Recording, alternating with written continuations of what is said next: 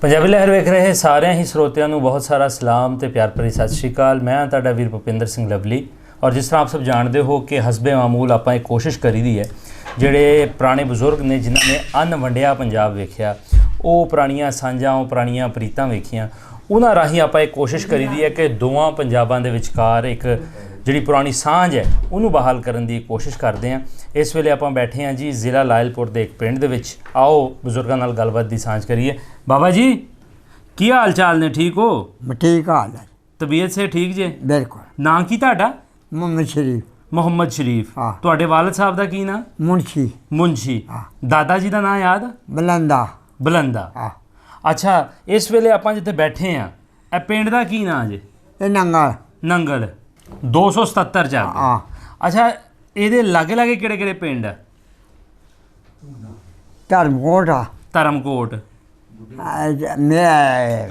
दारापुर। ਦਾਰਾਪੁਰ ਹੋ ਗਿਆ, ना साहब चक। ਸਾਬ ਚੱਕ, रानी चक। ਰਾਣੀ ਚੱਕ, बुढ़ी पिंड। ਬੁੱਢੀ ਪਿੰਡ। हाँ। ਆਪਾਂ ਇਹ ਜ਼ਿਲ੍ਹੇ ਦਾ ਕੀ ਨਾਂ? ਜ਼ਿਲ੍ਹਾ ਕਿਹੜਾ ਵੱਜਦਾ ਹੈ ਵਾਲਾ? जिला टोबा। ਟੋਬਾ। ਆ ਜ਼ਿਲ੍ਹਾ ਟੋਬੇ ਦੇ ਵਿੱਚ ਹੈ? हाँ। ਅੱਛਾ, ਟੋਬਾ ਟੇਕ ਸਿੰਘ ਦੇ ਵਿੱਚ ਹਾਂ। ਹੈ। ਠੀਕ ਠੀਕ ਠੀਕ ਠੀਕ। ਅੱਛਾ ਬਜ਼ੁਰਗੋ, ਇਸ ਵੇਲੇ ਤੁਹਾਡੀ ਉਮਰ ਕਿੰਨੀ ਹੈਗੀ? तो ये हिसाब नाल ही आ, मैं किहड़ा उत्थे जाए उदों तगड़ा। ਉਦੋਂ ਕਿੰਨੀ? 47 ਚ ਕਿੰਨੀ ਕੁ ਉਮਰ ਹੁੰਦੀ ਸੀ? मैं हो 20 साल दा। 20 ਕੁ ਸਾਲ ਦਾ ਹਾਂ। ਗੱਭਰੂ ਜਵਾਨ ਸੀਗੇ। ਹਾਂ, ਇਸ ਵੇਲੇ ਤੁਹਾਡੀ दाढ़ी ਕੋਈ? इधर आन के बनाई आ। ਅੱਛਾ, हाँ हाँ। ਮਤਲਬ ਇਸ ਵੇਲੇ ਕੋਈ 93 94 ਸਾਲ ਤੁਹਾਡੀ ਉਮਰ ਹੈਗੀ ਹੈ। ਹਾਂ। ਇੱਕ ਸਦੀ ਦੇ ਲਾਗੇ ਲਾਗੇ ਵੇਖ ਲਈ ਹਾਂ। ਦੁਨੀਆ। ਅੱਛਾ, ਤੁਸੀਂ ਇੱਥੋਂ ਦੇ ਵਸਿੰਦੇ ਹੋ ਕਿ ਉਧਰੋਂ ਆਏ ਹੋ? उधर ਉਧਰੋਂ ਆਏ ਹੋ। ਉਧਰ ਤੁਹਾਡਾ ਕਿਹੜਾ ਪਿੰਡ ਸੀਗਾ? कोगरा। ਕੋਗੜਾ। आ ਤਹਿਸੀਲ ਕਿਹੜੀ ਪੈਂਦੀ ਸੀ? तहसील सुहा। ਦਸੂਹਾ, ਜ਼ਿਲ੍ਹਾ ਹੁਸ਼ਿਆਰਪੁਰ। जिला हुशियारपुर। ਅੱਛਾ, ਜਿਹੜਾ ਤੁਹਾਡਾ ਕੋਗੜਾ ਪਿੰਡ ਸੀਗਾ ਇਹਦੇ ਲਾਗੇ ਕਿਹੜੇ ਕਿਹੜੇ ਪਿੰਡ ਸੀ ਯਾਦ? लहेड़ सी ਅੱਛਾ, एक त्याडा। लहेड़? ਉਹ त्याडी ਸੀ ਬਰਾਦਰੀ। ਸਾਡੀ ਬਰਾਦਰੀ ਬੈਠੀ, ਹਾਂ। ਸਿੱਖ ਬੈਠੇ ਸੀ। ਹਾਂ। ਅੱਛਾ, ਹੋਰ ਕਿਹੜੇ ਕਿਹੜੇ ਪਿੰਡ ਸੀ? ਹੋਰ ਜੱਟਾਂ ਦੇ ਸੀ ਲਾਗੇ ਲਾਗੇ। ਹੂੰ। ਬਨਾਲਾ ਸੀ। ਅੱਛਾ, ਹੋਰ ਸੀ ਪਿੰਡ ਲਾਗੇ ਲਾਗੇ। ਕਿਹੜੇ ਕੋਈ ਨਾਮ ਯਾਦ ਆ ਉਹਨਾਂ ਦੇ? ਨਾਮ ਯਾਦ ਆ ਉਹਨਾਂ ਦੇ? ਨਹੀਂ। ਨਹੀਂ ਯਾਦ। ਅੱਛਾ ਅੱਛਾ, ਜਿਹੜਾ ਤੁਹਾਡਾ ਪਿੰਡ ਸੀ ਕੋਗੜਾ, ਇਹਦੇ 'ਚ ਹਿੰਦੂ, ਸਿੱਖ, ਮੁਸਲਮਾਨ ਸਾਰੇ ਰਹਿੰਦੇ ਸੀ? ਕੋਈ ਨਹੀਂ। ਅੱਛਾ, ਇੱਕ ਘਰ ਹਿੰਦੂਆਂ ਦਾ।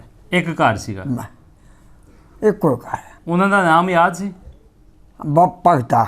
ਭਗਤਾ। ਹਾਂ। ਅੱਛਾ, ਭਗਤਾ ਸੀ। ਭਗਤਾ ਸੀਗਾ। ਹਾਂ। ਅੱਛਾ, ਜਿਸ ਤਰ੍ਹਾਂ ਤੁਸੀਂ ਦੱਸਿਆ ਲਾਗੇ ਤੁਹਾਡਾ ਇੱਕ ਹੋਰ ਪਿੰਡ ਸੀ ਜਿਹਦੇ 'ਚ ਸਿੱਖ ਰਹਿੰਦੇ ਸੀ, ਉਹਨਾਂ ਨਾਲ ਤੁਹਾਡਾ ਆਣ ਜਾਣ ਹੈ ਸੀ? ਵਸੇਬ ਤੁਹਾਡਾ ਹੈ ਸੀਗਾ? ਉਹ ਮੁੰਡੇ ਸਿਆਣੇ ਦਾ ਹੋਊ, ਹੂੰ। ਸਾਨੂੰ ਕੀ ਪਤਾ। ਅੱਛਾ, ਸਹੀ ਹੋ ਗਿਆ। ਮਤਲਬ ਆਣ ਜਾਣ ਕੋਈ ਨਹੀਂ, ਕੋਈ ਯਾਰ ਬੇਲੀ ਨਹੀਂ ਸੀਗੇ ਤੁਹਾਡੇ? ਉਹ ਯਾਰ ਬੇਲੀ ਉਦੋਂ ਸਾਡੇ ਕਿਹਦੇ ਹੋਣੇ ਅੱਛਾ। ਬੱਚੇ ਜੀ। ਹੂੰ। ਕੋਈ ਉਸ ਪਿੰਡ ਦੇ ਤੁਹਾਨੂੰ ਬਜ਼ੁਰਗਾਂ ਦਾ ਨਾਮ ਪਤਾ? ਆਪਣੀ ਬਰਾਦਰੀ ਦਾ ਪਤਾ। ਆਪਣੀ ਬਰਾਦਰੀ ਦਾ ਬੜਾ। ਤੁਹਾਡੀ ਬਰਾਦਰੀ 'ਚ ਕਿਹੜਾ ਨੰਬਰਦਾਰ ਸੀਗਾ ਉੱਥੇ? ਸਾਡੀ ਬਰਾਦਰੀ ਜੱਟ ਆ। ਜੱਟ। ਹਾਂ। ਸਹੀ ਹੋ ਗਿਆ।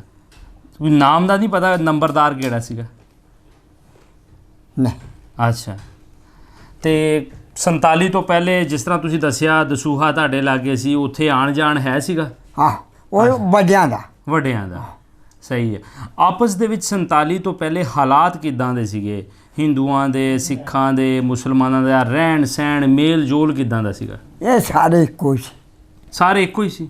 ਇਹ ਇੱਕ ਦੂਜੇ ਜਾਬਸ ਵੀ ਖਾਣੀ, ਹੂੰ। ਆਉਣਾ ਜਾਣਾ ਵੀ, ਅੱਛਾ। ਦਿਨ ਵੀ ਮਨਾਉਣੇ, ਅੱਛਾ, ਕੋਈ ਫਰਕ ਨਹੀਂ ਸੀ। ਕੋਈ ਫਰਕ ਨਹੀਂ ਸੀ। ਨਾ। ਮਤਲਬ ਈਦਾਂ ਤੇ, ਸ਼ਬਰਾਤਾਂ ਤੇ, ਵਿਸਾਖੀਆਂ ਤੇ, ਹਾਂ। ਗੁਰਪੁਰਬ ਤੇ ਸਭ ਆਣਾ ਜਾਣਾ ਹੈ ਸੀ? ਆਉਣਾ ਜਾਣਾ। ਅੱਛਾ। ਹਾਂ। ਕਦੀ ਇਸ ਤਰ੍ਹਾਂ ਹੋਇਆ ਤੁਸੀਂ ਨਾਲ ਵਾਲੇ ਪਿੰਡ ਜਿਹੜਾ ਸਿੱਖਾਂ ਦਾ ਸੀ ਉੱਥੇ ਤੁਹਾਡਾ ਉਹ ਆਉਣ ਜਾ- ਉਹ ਵਿੱਚ ਇਕੱਠੇ ਸੀ। ਘੋਗਰਾ ਤੇ ਉਹ ਪਿੰਡ ਲੇੜ। ਹਾਂ, ਲੇੜ। ਹਾਂ। ਉਹਨਾਂ ਦੇ ਕੋਈ ਸਿੱਖਾਂ ਦਾ ਨਾਂ ਯਾਦ? ਉਹ ਮੈਂ ਨਹੀਂ ਜਾਣਦਾ। ਮੈਂ ਜਾਣਦਾ। ਤਾਂ ਝੂਠ ਬੋਲਾ, ਅੱਛਾ, ਪਰ ਮੈਂ ਨਹੀਂ ਜਾਣਦਾ। ਨਹੀਂ ਜਾਣ। ਹਾਂ। ਠੀਕ ਹੋ ਗਿਆ।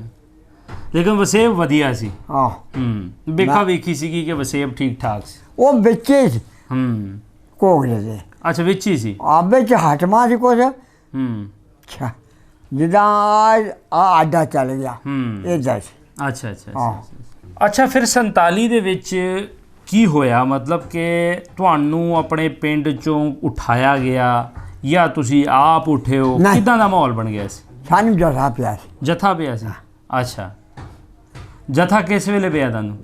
ਟਕਾਣ ਅੱਛਾ ਲਾਹੌਰ ਵੇਲੇ ਠੀਕ ਹੋ ਗਿਆ ਤੇ ਫਿਰ ਮਤਲਬ ਕਿ ਕੋਈ ਵੱਡ ਟੁੱਕ ਤੇ ਨਹੀਂ ਉਹ ਹੋਈ ਫਿਰ ਉੱਠ ਕੇ ਅਸੀਂ ਇੱਕ ਲਾਗੇ ਮੁਸਾਫਰਾ ਸੀ ਅੱਛਾ ਅਸੀਂ ਉੱਥੇ ਚੱਲ ਗਏ ਹੂੰ ਉੱਥੋਂ ਫਿਰ ਉਠਾ ਲਿੱਤੇ ਫਿਰ ਚੱਲ ਗਏ ਦੂਸੀ ਕੇ ਅੱਛਾ ਉੱਥੇ ਅਸੀਂ ਮਹੀਨਾ ਰਹੇ ਮਹੀਨਾ ਡੇਢ ਮਹੀਨਾ ਕੈਂਪ ਸੀਗਾ ਉੱਥੇ ਕੰਪ ਸੀ ਠੀਕ ਹੋ ਗਿਆ ਖੀਲਾ ਕੰਪ ਸੀ ਅੱਛਾ ਆਹ ਜਦੋਂ ਤੁਹਾਨੂੰ ਪਿੰਡ ਤੋਂ ਉਠਾਇਆ ਗਿਆ ਕੋਈ ਨੁਕਸਾਨ ਤੇ ਨਹੀਂ ਹੋਇਆ ਤੁਹਾਡਾ ਕੋਈ ਜਾਨੀ ਨੁਕਸਾਨ ਤੇ ਨਹੀਂ ਹੋਇਆ ਨਹੀਂ ਹੂੰ ਸਹੀ ਨਹੀਂ ਕੋਈ ਕੈਂਪ 'ਚ ਫਿਰ ਕਿੱਦਾਂ ਦਾ ਮਾਹੌਲ ਸੀ ਖਾਣ ਪੀਣ ਨੂੰ ਸਹੀ ਲੱਭਦਾ ਸੀ ਜਾਂ ਗੁਜ਼ਾਰਾ ਹੀ ਸੀਗਾ ਖਾਣ ਪੀਣ ਨੂੰ ਆਪਣੇ ਰਾਸ਼ਨ ਸੀ ਆਪਣਾ ਹੂੰ ਇੱਕ ਮਰਾਠੇ ਆਏ ਹੂੰ ਫੌਜ ਅੱਛਾ ਮਰਾਠਾ ਫੌਜ ਉਹਨਾਂ ਨੇ ਸਾਨੂੰ ਸਾਡੇ ਡੰਗਰਾਂ ਲਈ ਪੱਠੇ ਹੂੰ ਕਹਿੰਗਾ ਕਮਾਦ ਵੱਢ ਕੇ ਪਾਈ ਜਾਓ ਅੱਛਾ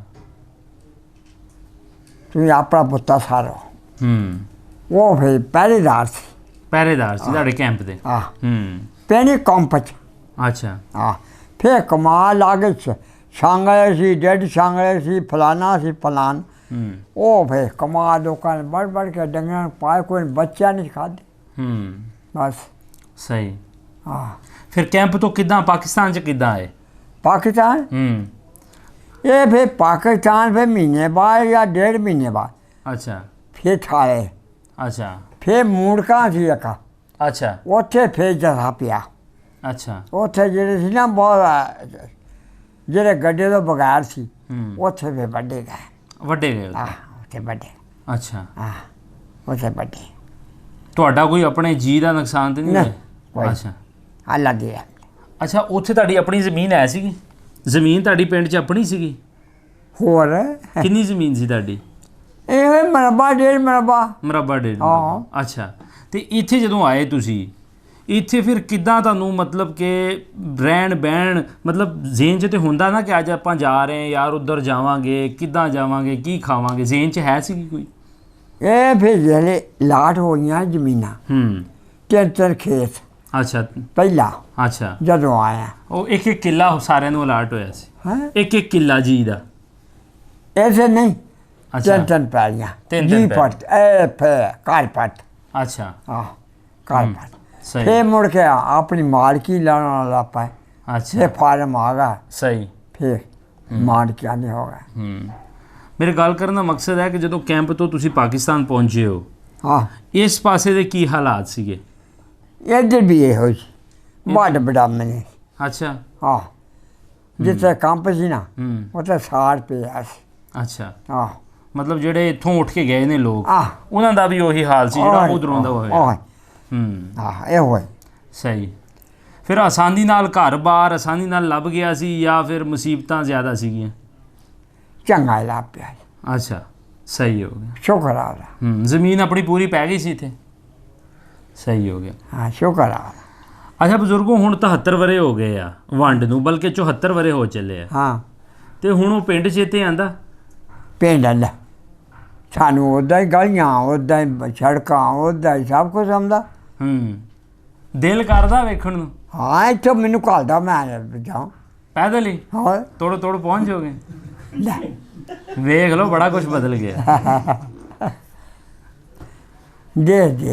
ਦੇਸ਼ ਦੇਸ਼ ਹੀ ਅੰਦਰ ਦਿਲ ਕੀਤਾ ਕੋਈ 73 ਵਰਿਆਂ 'ਚ ਪਿਛਲੇ 74 ਵਰਿਆਂ 'ਚ ਕਿ ਯਾਰ ਜਾਵਾਂ ਹੋਵਾ ਮਾਂ ਉਹ ਜੀ ਦਿਲ ਤਾਂ ਕਰਦੇ ਆ ਹਾਂ ਪਰ ਜਾਣ ਨਹੀਂ ਦਿੰਦੇ ਲੋਕ ਕੌਣ ਨਹੀਂ ਜਾਣ ਦਿੰਦਾ ਦੱਸੋ ਮੈਂਟਰੀ ਗਵਰਨਮੈਂਟ ਅੱਛਾ ਹਾਂ ਮੈਂ ਸਮਝਿਆ ਸ਼ਾਇਦ ਮੁੰਡੇ ਨਹੀਂ ਜਾਣ ਹੁਣ ਦਿੰਦੇ। ਖਾਲਾ ਖੋਲੇ ਆ ਅੱਛਾ ਹਾਂ ਹੁਣ ਖੋਲੇ ਐਵੇਂ ਹੀ ਪਿਆ ਦਿਮਾਗ ਉੱਥੇ ਪਹੁੰਚ ਜਾਂਦਾ ਪਿੰਡ ਦੀਆਂ ਗਲੀਆਂ 'ਚ ਹਾਂ ਐਵੇਂ ਬੈਠੇ ਹੋਇਆ ਹਾਂ ਦਿਮਾਗ ਉਹ ਪਿੰਡ ਦੀਆਂ ਗਲੀਆਂ ਦੇ ਵਿੱਚ ਪਹੁੰਚ ਜਾਂਦਾ ਹੈ ਸਭ ਕੁਛ ਯਾਦ ਉੱਦਾਂ ਹੀ ਹੈ ਉੱਦਾਂ ਹੀ ਹੈ ਦੀਂਦਾ ਉਹਦਾ ਸਾਰਾ ਹੀ ਹਾਂ ਹੂੰ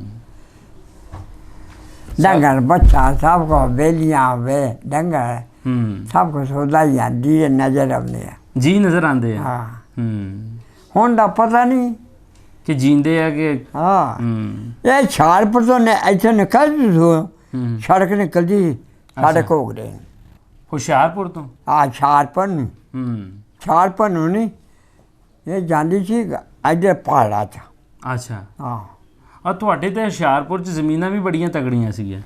ਹੁਸ਼ਿਆਰਪੁਰ ਦੀਆਂ ਜ਼ਮੀਨਾਂ ਵੀ ਬੜੀਆਂ ਤਗੜੀਆਂ ਸੀ। ਮੋਟੀਆਂ ਅੰਬ ਸ਼ੰਬ ਬਰਾਨੀ ਸੀ। ਬਰਾਨੀ ਸੀ। ਬਰਾਨੀ ਅੰਬ ਸ਼ੰਬ ਹੁੰਦੇ ਸੀ। ਬਰਾਨੀ ਸੀ। ਸਾਰੇ ਸਾਡੇ ਵੀ ਬਰਾਨੀ ਸੀ। ਅੱਛਾ, ਹੁਣ ਦਾ ਪਤਾ ਨਹੀਂ। ਹੁਣ ਦਾ ਪਤਾ ਕੋਈ ਨਹੀਂ। ਆਹ ਜੀ ਪਾਣੀ ਲੱਗ ਗਿਆ ਜਾਂ ਨਹਿਰਾਂ ਨਿਕਲ ਗਈ। ਅੱਛਾ, ਜੇ ਮੌਕਾ ਮਿਲੇ ਤੁਹਾਨੂੰ, ਜੇ ਹਾਂਜੀ। ਮੌਕਾ ਮਿਲੇ ਉਹ ਕੋਕੜੀ ਵਾਲੇ ਤੁਹਾਨੂੰ ਕਹਿ ਦੇਣ ਕਿ ਆ ਜਾਓ, ਬਜ਼ੁਰਗਾਂ ਨੂੰ ਭੇਜ ਦਿਓ, ਚੱਲ ਜਾਓਗੇ ਉੱਥੇ ਗੇੜਾ ਮਾਰਨ? ਹੋਰ ਪੱਕੀ ਗੱਲ? ਵੇਖ ਲਓ। ਦੇ ਚਲੋ ਜੀ ਬਜ਼ੁਰਗੋ, ਤੁਹਾਡਾ ਬਹੁਤ ਬਹੁਤ ਸ਼ੁਕਰੀਆ। ਹਾਂ, ਇੱਕ ਪੁਰਾਣੀ ਸਾਂਝ ਜਿਹੜੀ ਸੀ ਉਹ ਤੁਹਾਡੇ ਨਾਲ ਪਾਈ ਅਸੀਂ। ਲਓ ਜੀ, ਬਜ਼ੁਰਗਾਂ ਨਾਲ ਕੀਤੀ ਗੱਲਬਾਤ। ਇਹ ਪੁਰਾਣੇ ਬਜ਼ੁਰਗ ਨੇ। ਆਖਰੀ ਸਾਡੇ ਕੋਲ ਇੱਕ ਪੀੜ੍ਹੀ ਹੈ ਜਿਹਦੇ ਵਿੱਚ ਬਹੁਤ ਹੀ ਘੱਟ ਲੋਕ ਸਾਨੂੰ ਮਿਲਦੇ ਨੇ ਜਿਨ੍ਹਾਂ ਨੇ ਅੰਨ ਵੰਡਿਆ ਹੋਇਆ ਪੰਜਾਬ ਵੇਖਿਆ। ਉਹ ਆਪਸੀ ਏਕਤਾ, ਇਤਫਾਕ, ਉਹ ਪਿਆਰ ਮੁਹੱਬਤ ਵੀ ਵੇਖੀ, ਔਰ ਉਸ ਤੋਂ ਬਾਅਦ ਹੋਈ ਕਤਲੋ ਗਾਰਤ ਜਿਹੜੀ ਹੈ ਉਹ ਵੀ ਇਹਨਾਂ ਨੇ ਆਪਣੇ ਪਿੰਡ ਤੇ ਹੰਡਾਈ। ਇਹਨਾਂ ਨੇ ਆਪਣੇ ਘਰ-ਬਾਰ, ਖੇਤ ਖਲਿਆਣ ਸਾਰਾ ਕੁਝ ਛੱਡਿਆ, ਫਿਰ ਇੱਥੇ ਆ ਕੇ ਵਸੇ। ਸੋ ਇਸ ਤਰ੍ਹਾਂ ਦੀਆਂ ਕਹਾਣੀਆਂ ਆਪ ਜੀ ਦੇ ਰੂਬਰੂ ਕਰਨ ਦਾ ਮਕਸਦ ਸਿਰਫ ਇਹੀ ਹੈ ਕਿ ਪੁਰਾਣੇ ਜਿਹੜਾ ਸਾਡਾ ਵਸੇਬ ਸੀ, ਆਪਸ ਦੇ ਵਿੱਚ ਸਕਾਫਤ, ਸਾਡੀ ਮੁਹੱਬਤ ਕਿਸ ਤਰ੍ਹਾਂ ਦੀ ਸੀ, ਔਰ ਇਸ ਤਰ੍ਹਾਂ ਦੀਆਂ ਕਹਾਣੀਆਂ ਆਪ ਜੀ ਦੇ ਰੂਬਰੂ ਕਰਦੇ ਰਹਾਂਗੇ। ਸਾਨੂੰ ਬੜੀ ਖੁਸ਼ੀ ਹੁੰਦੀ ਹੈ ਕਿ ਸਾਡੇ ਕੁਝ ਐਸੇ ਲੋਕ ਸਾਡੇ ਨਾਲ ਜੁੜੇ ਹੋਏ ਨੇ ਜੋ ਸਾਨੂੰ ਪਿੰਡਾਂ 'ਚ ਲਿਜਾ ਕੇ ਔਰ ਉਹਨਾਂ ਬਜ਼ੁਰਗਾਂ ਬਾਰੇ ਦੱਸਦੇ ਨੇ ਕਿ ਇੱਥੇ ਇਹ ਲੋਕ ਬੈਠੇ ਹੋਏ ਨੇ। ਅੱਜ ਅਸੀਂ ਆਏ ਸੀ ਨੰਗਲ ਪਿੰਡ ਦੇ ਵਿੱਚ। ਮੈਂ ਦੱਸਦਾ ਜਾਵਾਂ ਕਿ ਸਾਡੇ ਚਾਚਾ ਜੀ ਨੇ, ਚਾਚਾ ਸਫਦਰ ਜੀ, ਜੋ 6 ਚੱਕ ਦੇ ਵਿੱਚ ਵਸਿੰਦੇ ਨੇ। ਅੱਜ ਉਹ ਸਾਨੂੰ ਆਪ ਆਪਣਾ ਕੰਮ ਕਾਰੋਬਾਰ ਛੱਡ ਕੇ ਸਾਡੇ ਨਾਲ ਆਏ। ਫਿਰ ਇਸ ਪਿੰਡ ਦੇ ਲੋਕਾਂ ਨੇ ਬੜਾ ਪ੍ਰੇਮ ਪਿਆਰ ਸਾਨੂੰ ਦਿੱਤਾ। ਸਾਡੇ ਆਉਣ ਤੋਂ ਪਹਿਲੇ ਸਾਰੇ ਪਿੰਡ ਵਾਲੇ ਖਲੋਤੇ ਸੀਗੀ। ਸੋ ਇਹੀ ਉਹ ਚੀਜ਼ਾਂ ਨੇ ਜੋ ਆਪ ਜੀ ਦੇ ਰੂਬਰੂ ਕਰਦੇ ਹਾਂ। ਇਹਨਾਂ ਦਾ ਮਕਸਦ ਸਿਰਫ ਇਹੀ ਹੈ ਕਿ ਦੋਵੇਂ ਕੌਮਾਂ ਜਿਹੜੇ, ਜਿਸ ਤਰ੍ਹਾਂ ਇਹ ਪਿੰਡ ਹੈ ਨੰਗਲ, ਇੱਥੋਂ ਵੀ ਪੁਰਾਣੇ ਸਿੱਖ ਇੱਥੋਂ ਉੱਠ ਕੇ ਗਏ ਸੀ। ਮੈਨੂੰ ਨਹੀਂ ਪਤਾ ਕਿ ਉਹਨਾਂ ਦੇ ਪਰਿਵਾਰ ਅੱਜ ਕਿੱਥੇ ਬੈਠੇ ਨੇ, ਲੇਕਿਨ ਇਸ ਪਿੰਡ ਦੇ ਵਾਸੀਆਂ ਨੇ ਸਾਨੂੰ ਜਿਸ ਤਰ੍ਹਾਂ ਪਿਆਰ ਦਿੱਤਾ ਹੈ, ਪਿਆਰ ਸਾਨੂੰ ਯਾਦ ਰਹੇਗਾ। ਔਰ ਇਸੇ ਹੀ ਪਿਆਰ ਵਾਸਤੇ ਅਸੀਂ ਜਿਹੜੀਆਂ ਹੈ ਇਸ ਤਰ੍ਹਾਂ ਦੀਆਂ ਕਹਾਣੀਆਂ ਆਪ ਜੀ ਦੇ ਰੂਬਰੂ ਕਰਦੇ ਰਵਾਂਗੇ। ਮਿਲਦੇ ਹਾਂ ਕਿਸੇ ਹੋਰ ਥਾਂ, ਕਿਸੇ ਹੋਰ ਬਜ਼ੁਰਗ ਦੀ ਕਹਾਣੀ ਲੈ ਕੇ। ਰੱਬ ਰਾਖਾ ਜੀ।